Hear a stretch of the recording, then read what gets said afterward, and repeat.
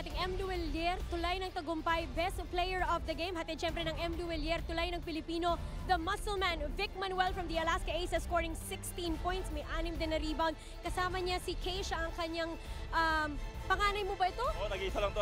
Uni ka-ihit panganay. Lucky charm din. Vic, nakabawi na doon sa sama ng loob doon sa ipinataw sa'yo na fine from game number 2? Oo nga, nakabawi na. Siyempre, nanalo kami. Yun yung mas magandang reward sa amin. Vic, ang maganda dito sa inyong kupunan, kahit gaano kahirap yung task of course, makipagsabay ng scoring sa Global Port at dumipensa sa kanila, kapag tulong-tulong gumagaan ng trabaho. Hindi. Pinaalala nga sa amin ni Coach na kailangan trabahuin namin sa depensa sila Terry, sila Stanley. Kailangan tulong-tulong kami. Saka sa offense naman namin, hindi namin kailangan makipagsabay sa kanila. Lagi pinapaalala sa amin ni Coach na dapat execute lang kami, wag kami manggigil. Hanapin namin yung open man, yun. Sa linggo, ipanigurado mag-a-adjust ang Global Port. Pakakaabangan namin yung laro na yan. Anyayahan mo ang fans ng Aces at syempre fans ng PBA na tutukan.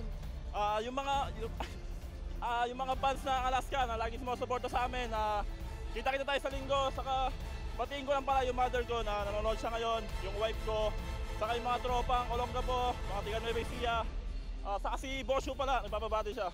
Congratulations, Vic Manuel, best player ng ating laro.